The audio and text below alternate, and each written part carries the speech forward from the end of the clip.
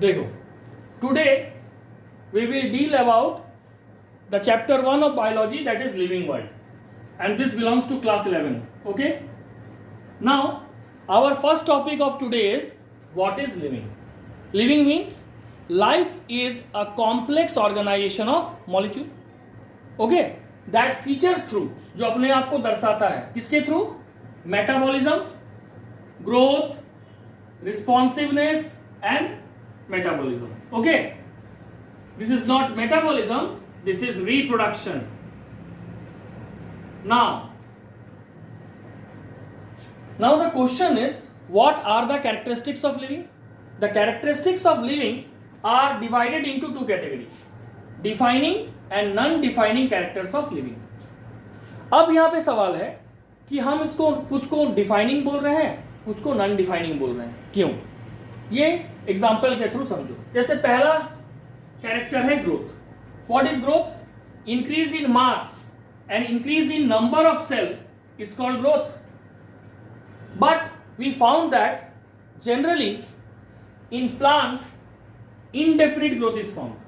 Indefinite growth का मतलब जब तक प्लांट जिंदा रहता है तब तक वो ग्रो करता है. और ये प्लांट में पॉसिबल क्यों है? क्योंकि प्लांट में मेरिस्टेमेटिक टिश्यू है. उसी तरह से अगर हम सेकंड में आते हैं डेफिनिट ग्रोथ. डेफिनिट ग्रोथ का मतलब क्या होता है? When the organism stop growth much before its death. जब ऑर्गेनिज्म ग्रोथ करना स्टॉप कर देता है much before its death, it is called definite growth. हम लोग human are the best example of definite growth. Now the question is, growth is present in living organism, तो फिर हम इसको नॉन डिफाइनिंग कैरेक्टर क्यों बोल रहे हैं? कॉमन एग्जांपल दे रहे हैं. रेनी सीजन आ रहा है, जो वुडन डोर्स एंड विंडोज है they get swollen. Why? Due to absorption of moisture from the environment. Now when they absorb moisture from the environment and they get swollen, वो फूल जाता है. That is called increase in shape and size, या change in shape and size तो बोल सकते हैं. तो जब वो change in shape and size हो रहा है दैट इज कॉल्ड ग्रोथ. यानी ग्रोथ नॉन लिविंग बीइंग में भी मौजूद है, इसलिए ये हो गया नॉन डिफाइनिंग. सेकेंड और रिप्रोडक्शन, ये हो गया सेकेंड कैरेक्टर. रिप्रोडक्शन क्या है? It is the biological process of cell perpetuation in which a mature organism produce a young one alike themselves. एक मैच्योर ऑर्गेनिज्म प्रोड्यूस करेगा यंग वन को alike themselves. Alike word का मतलब क्या है? Alike means same body plan. It doesn't mean always clone. It means they have same body plan. But worker honeybee, mule and infertile human couple, ये सभी तो living है, but they are sterile, means they are unable to reproduce. That means reproduction is a characteristics of living being, but it is not necessary that all living organism are able to reproduce. और जब ऐसा case आता है कि वो एक living organism का character तो है पर सभी में लागू नहीं होता है, then it is called non defining character. Okay, अब हम लोग आते हैं डिफाइनिंग कैरेक्टर के ऊपर. देखो, डिफाइनिंग कैरेक्टर क्या है? डिफाइनिंग कैरेक्टर, डिफाइनिंग कैरेक्टर में सबसे पहले है मेटाबॉलिज्म. मेटाबॉलिज्म क्या है? Sum total of all the chemical activities found in a living organism to maintain their life is called metabolism. Okay? Sum total of all the chemical activities. जितने तरह का भी chemical activities होता है इसको बोला जाता है मेटाबॉलिज्म. अब ये मेटाबॉलिज्म दो तरह का होता है. It is of two types. क्या क्या? पहला एनाबॉलिज्म. एनाबॉलिज्म मतलब कॉन्स्ट्रक्टिव. कॉन्स्ट्रक्टिव का एग्जांपल, सबसे कॉमन एग्जांपल है फोटोसिंथेसिस. फोटोसिंथेसिस में क्या होता है? दो स्मॉल इनऑर्गेनिक मॉलिक्यूल, एक कार्बन डाइऑक्साइड और दूसरा वाटर, आपस में कंबाइन करके क्या बनाता है, C6H12O6 प्लस 6O2, यानी एक लार्ज इनऑर्गेनिक मॉलिक्यूल, सॉरी एक लार्ज ऑर्गेनिक मॉलिक्यूल बना रहा है। तो ये जो लार्ज ऑर्गेनिक मॉलिक्यूल बन रहा है, ये क्या हो गया, यहाँ पे दो स्मॉलर मॉलिक्यूल जुड़ के एक लार्ज मॉलिक्यूल बना रहा है, दो छोटे चीज जोड़ के एक बड़े को बना रहा है, तो कंस्ट्रक्शन कर रहा है ना, तो that is why it is called anabolism. इसलिए इसका क्लू है एसी। ओके, अब दूसरे में, अब दूसरा है कैटाबॉलिज्म।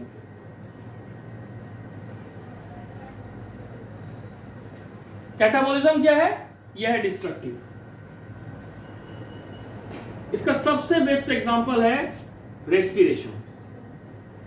इसमें क्या होता है, एक बिगर मॉलिक्यूल टूट के स्मॉलर मॉलिक्यूल में कन्वर्ट होता है। देखो C6H12O6 प्लस 6O2, ये क्या बनाएगा, 6CO2 plus 6H2O plus energy.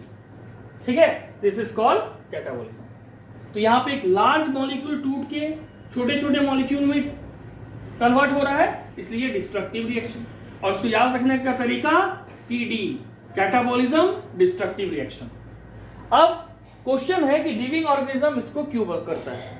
Living organism perform metabolic reaction to assimilate energy, and when they get this energy is used by them to perform different life process,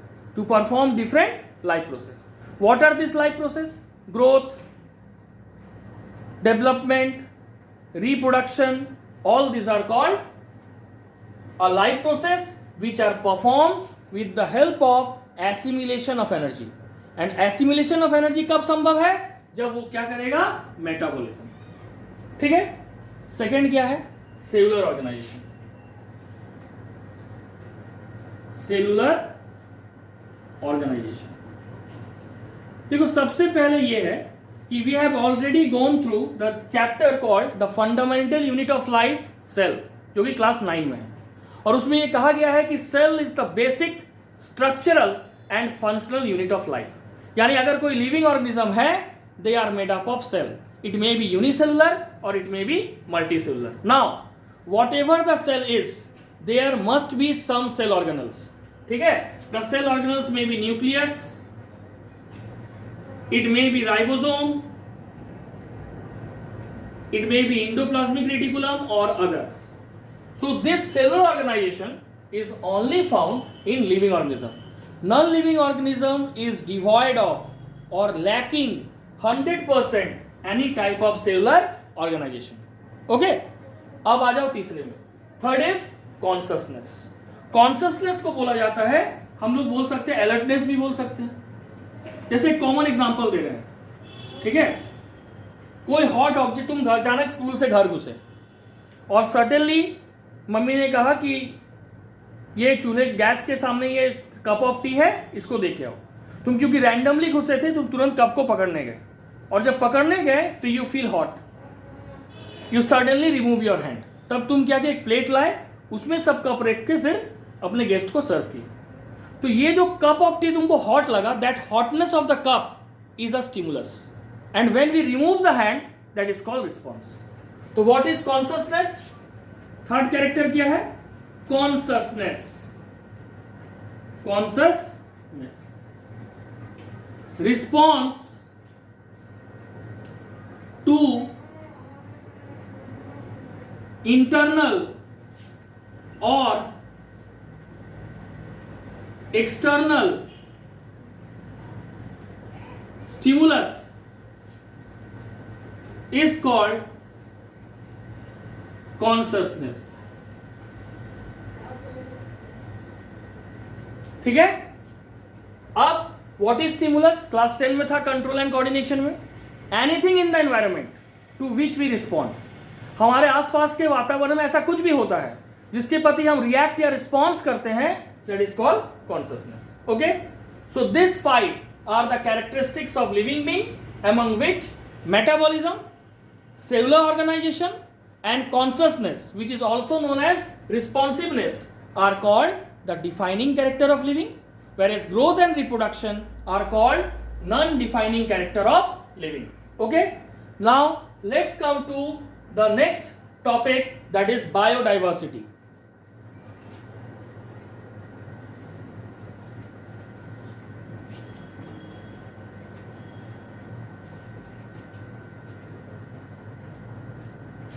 Biodiversity.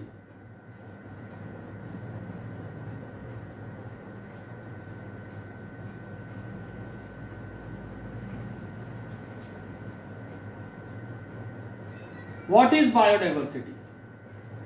Biodiversity expresses all form of life with variety and variability among them. Biodiversity encompasses या include all form of life, with variety and variability among what them. ठीक है, तो तुमसे कोई पूछेगा, it is a general question कि variety और variability में क्या अंतर है. जैसे मान लो हम बोले प्लांट्स में दो फॉर्म है, एक टेरेस्ट्रियल जो जमीन में पाया जाता है, and another is aquatic which is found in water. This is called variety. Now what is the variability? This terrestrial may be found in grassland, in desert area. Similarly, aquatic plant can be found either in fresh water or in marine water. So these are the varieties, and this variety have these variabilities. Okay. Now, up to the latest data, the number of organisms found in the earth is 1.7 to 1.8 million. We can say, हम लोग बोल सकते हैं कि अभी तक जो total biodiversity count किया गया है वो है 1.7 to 1.8 मिलियन बायोडाइवर्सिटी. ओके, अब आ जाओ नेक्स्ट क्वेश्चन में. Who coined the term biodiversity? Edward Wilson. Edward Wilson coined the term biodiversity. Okay, Edward Wilson ने ये टर्म दिया था जिसको हम बायोडाइवर्सिटी बोलते हैं. और मान लो ये तुमको डेफिनेशन याद नहीं रहता कि biodiversity include all form of life with variety and variability among them, तो इस वर्ड को तोड़ दो. बायोस का मतलब क्या होता है? लाइफ. और डाइवर्सिटी का मतलब क्या होता है? वेरिएशन. यानी हम सिंपली बोल सकते हैं variation in life is called biodiversity.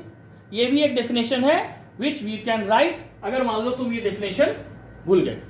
ठीक है, अब हम लोग नेक्स्ट टॉपिक में आएंगे, और नेक्स्ट टॉपिक है that is the most important topic called nomenclature. Okay,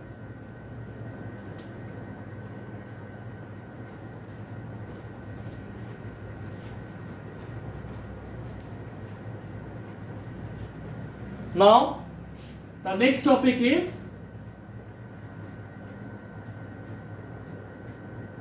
nomenclature. पहला क्वेश्चन है व्हाट इज नोमेनक्लेचर्स नीड. इसका जरूरत क्यों पड़ा? The need to standardize the naming of a living organism to make it unique. Okay, the need to standardize the naming of living organism is to make it unique. जो main need है naming का standardize करना is to make it unique. Now nomenclature क्या provide करता है? Nomenclature provide a distinct and proper name to an organism. Nomenclature provide a distinct, क्या nomenclature किसी भी लिविंग ऑर्गेनिज्म को प्रोवाइड करता है एक distinct and proper name to an organism. Proper name to an organism. Thus इसका फायदा क्या होगा?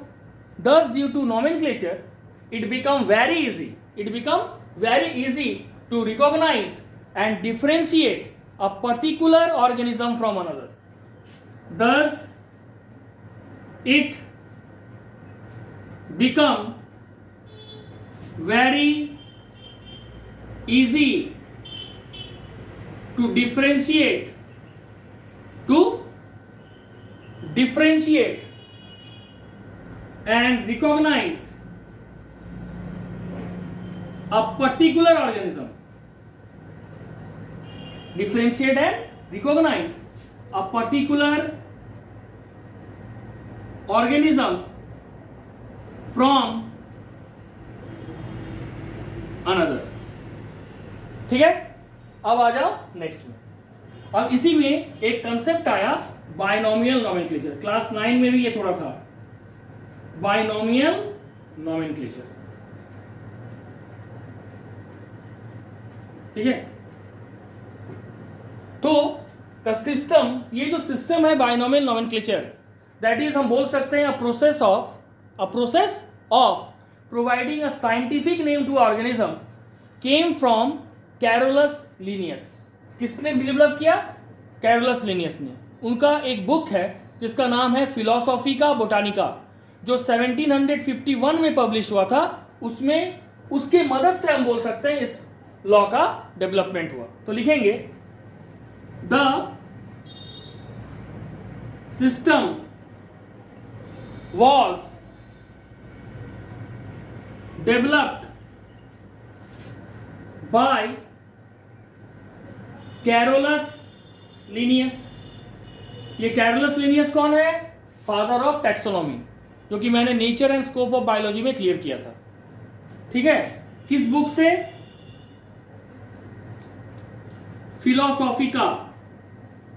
फिलोसॉफिका बोटानिका. कब पब्लिश किया था इन्होंने? 1751. ठीक है, अब जो टेक्निकल नेम है, ठीक है, बायनोमियल नॉमेनक्लेचर के थ्रू जो टेक्निकल नेम्स प्रोवाइड किया जाता है, जो कि पूरे इंटरनेशनल एरिया में रिकॉग्नाइज्ड है, वो लिनियस के ही और दो बुक से लिया गया. पहला स्पीसीज प्लांटेरम, जो कि 1753 में पब्लिश हुआ, और दूसरा उनके एक बुक है सिस्टेमा नेचरा, उसके 10th एडिशन से लिया गया. ठीक है, तो लिखेंगे the technical name recognized internationally. The technical name recognized internationally are the one given by Linnaeus. Are the one given by Linnaeus बोलो या कैरोलस लिनियस बोलो, बात एक ही है. given by Linnaeus in species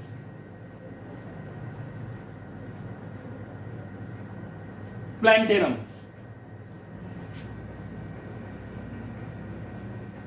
1753 and the 10th edition of book Systema Naturae.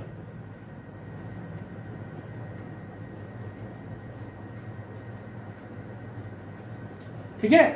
Species प्लैंटेरम कब publish हुआ था? 1753, ठीक है। और सिस्टेमा नेचुरा नियर अबाउट 1760, ठीक है।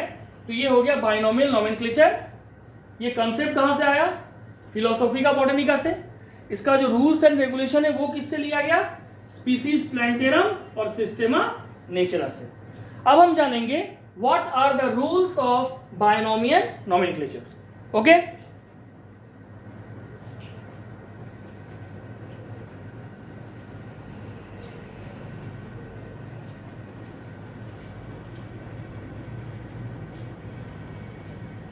Rules of binomial nomenclature.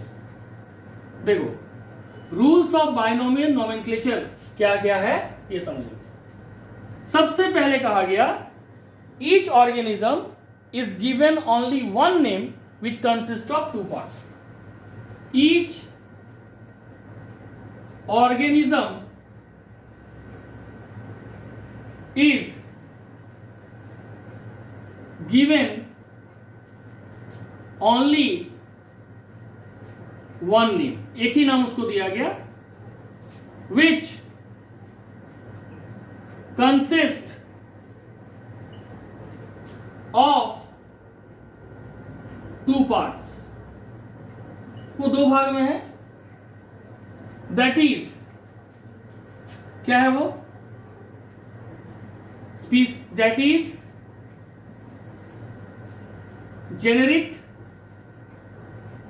और genus part and specific और species part, ठीक है। ये दो भाग में वो डिवाइडेड है। कौन डिवाइडेड है? हर एक ऑर्गेनिज्म। नेक्स्ट, जेनेरिक, ठीक है। Name always starts from capital letter. Generic नाम हमेशा किससे शुरू होगा? कैपिटल लेटर से। एंड स्पेसिफिक नेम, या हम इसको स्पीसीज नेम भी बोल सकते हैं, ठीक है, आर इन स्मॉल लेटर, ठीक है। ये जनरल है, लेकिन यहां पे एक्सेप्शन है। Except if it is the name of person or place. Person or place, it starts with capital letter, capital, ठीक है। जनरली जो स्पेसिफिक नेम है ये सभी स्मॉल लेटर में ही होते हैं, लेकिन एक्सेप्शन क्यों है? ये एक्सेप्शन तब है अगर ये स्पेसिफिक नाम किससे लिया गया? किसी पर्सन या प्लेस से, तो ये भी कैपिटल लेटर से स्टार्ट होगा। Third point, genus and specific name are separately underlined। Genus और स्पेसिफिक नेम को अलग अलग अंडरलाइन करेंगे। Next point, the name of the discoverer, जो नाम को डिस्कवर किया, ठीक है ना। The name of the discoverer is written in full or abbreviation form. Abbreviation form, जो नेम ऑफ द डिस्कवरर है ये या तो फुल लेटर में कंप्लीट लिखा जाता है या एब्रीविएशन फॉर्म में लिखा जाता है। क्लियर है? ठीक है। कब कहां लिखा जाता है? After species name, species name के बाद। लेकिन एक गलती कभी मत करना, it never be underlined, it is not underlined, इसको अंडरलाइन नहीं करना है। अब 5 नंबर में फिफ्थ पॉइंट क्या है? If the name of the species, अगर स्पीसीज का नाम consist of more than one part, then first, सबसे पहले क्या करना है? It is to be added by hyphen, इसको पहले हाइफन से जोड़ना है, एंड देन अंडरलाइन, और तब इसको अंडरलाइन करना है। ठीक है? जैसे एग्जांपल देते हैं चाइना रोज। ठीक है? चाइना रोज का साइंटिफिक नेम क्या है? हिबिस्कस रोजा साइनेंसिस। सबसे पहले देखो कि इसमें 2 पार्ट है नाम का, एक है जेनस और एक है स्पीसीज। जेनस कैपिटल लेटर से स्टार्ट हुआ, जबकि स्पीसीज का सभी स्मॉल लेटर है। ठीक है? नेक्स्ट दोनों को सेपरेटली अंडरलाइन करना है, तो हम हिबिस्कस को तो कर ली, लेकिन स्पीसीज में तो 2 नाम है, तो इसमें रूल क्या है? First it is to be added by hyphen, इसको हाइफन से जोड़ लिए और फिर इसको सिंगल अंडरलाइन किए। ये हो गया चाइना रोज का 5th रूल। और फाइनली जो नेक्स्ट है वो ये है, the name are taken from Greek और लैटिन। नाम जो है ये ग्रीक या लैटिन वर्ड से लिया जाता है नाउअडेज, लेकिन आजकल इट इज लैटिनाइज्ड,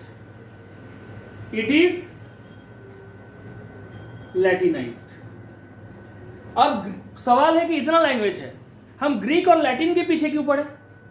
इसका कारण है these are called dead language.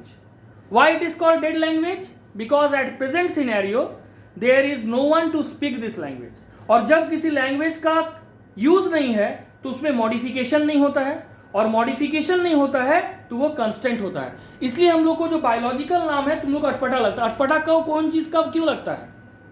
कोई चीज अटपटा तब लगता है जब उसको हम पहली बार सुनते हैं। ठीक है? बस वही बायोलॉजी के साथ है, अदरवाइज इसके नेम में ऐसा कोई पिकुलियरिटी नहीं है। They are generally taken from Greek और लैटिन, और मॉडर्न डे में तो हम उसको सिर्फ और सिर्फ किससे लेते हैं? लैटिन वर्ड से लेते हैं। समझ आ गया यहां तक? ठीक है? अब हम आगे बढ़ते हैं थोड़ा। हम लोग को यह भी जानना है कि what are the codes of nomenclature. ये जो साइंटिफिक नेमिंग है इसको प्रोवाइड कौन करता है internationally? Okay?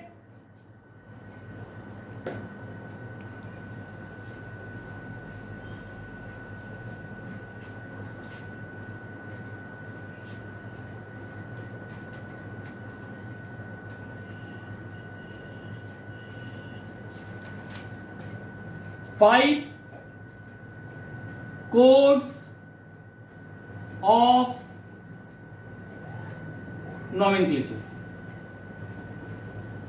5 code of nomenclature क्या है? फर्स्ट ICBN, इसका फुल फॉर्म है international code of botanical nomenclature. Next ICZN, यानी बोटैनिकल नॉमेनक्लेचर से प्लांट से रिलेटेड नेमिंग को प्रोवाइड करेगा। ये हो गया international code of zoological nomenclature. ठीक है? ये एनिमल से related. Next ICVN, international code of viral nomenclature, है ना?